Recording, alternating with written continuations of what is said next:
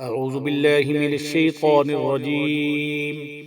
بسم الله الرحمن الرحيم. ألم تر إلى الذي حاج إبراهيم في ربه أن آتاه الله الملك إذ قال إبراهيم ربي الذي يحيي ويميت قال أنا أحيي وأميت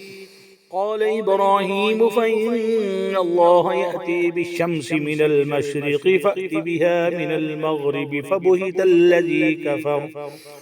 والله لا يهدي القوم الظالمين. أو كالذي مر على قرية وهي خاوية على عروشها قال أنى يحيي هذه الله بعد موتها فأماته الله 100 عام ثم بعثه قال كم لبثت قال لبثت يوما أو بعد يوم قال بل لبثت 100 عام فانظر إلى طعامك وشرابك لم يتسنه وانظر إلى حمارك ولنجعلك آية للناس وانظر إلى العظام كيف ننشزها ثم نكسوها لحما فلما تبين له قال أعلم أن الله على كل شيء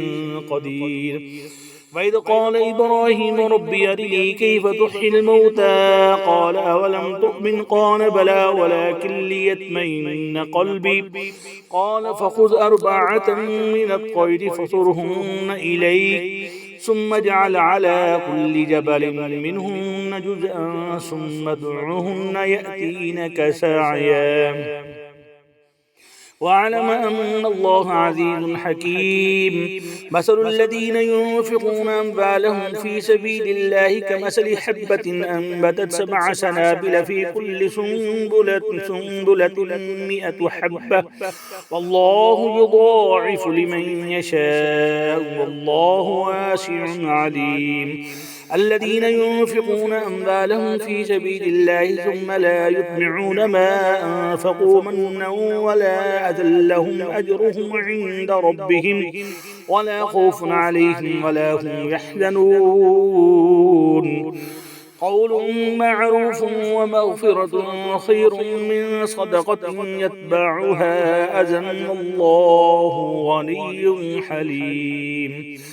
يا أيها الذين آمنوا لا تبطلوا صدقاتكم بالمن والأذى كالذي ينفق ماله رئاء الناس ولا يؤمن بالله واليوم الآخر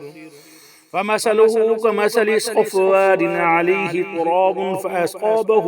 وابل فتركه صلدا لا يقدرون على شيء مما كسبوا والله لا يهدي القوم الكافرين.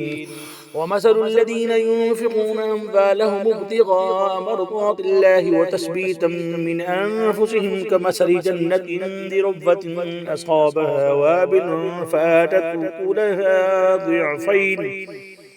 فإن لم يصبها وابل فطل والله بما تعملون بصير. أيود أحدكم أن تكون له جنة من نخيل وأعناب تجري من تحتها الأنهار له فيها من كل الثمرات وأصابه الكبر وله ذرية ضعفاء فأصابها إعصار فيه نار فاحترقت كذلك يبين الله لكم الآيات لعلكم تتفكرون. يا أيها الذين آمنوا أنفقوا من طيبات ما كسبتم ومما أخرجنا لكم من الأرض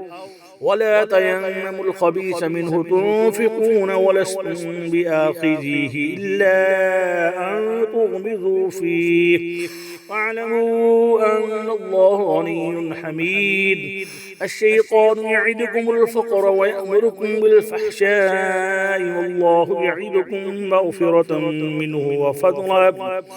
والله واسع عليم يؤتي الحكمة من يشاء ومن يؤت الحكمة فقد أوتي خيرا كثيرا وما يذكر إلا أولو الألباب وما أنفقتم من نفقة أو نذرتم من نذر فإن الله يعلمه وما للظالمين من أنصار إن تبدوا الصدقات فنعما هي وإن تخفوها وتؤتوها الفقراء فهو خير لكم ويكفر عنكم من سيئاتكم والله بما تعملون خبير ليس عليك هداهم ولكن الله يهدي من يشاء وما تنفقوا من خير فلأنفسكم وما تنفقون إلا ابتغاء وجه الله وما تنفقوا من خير يوفى إليكم وأنتم لا تظلمون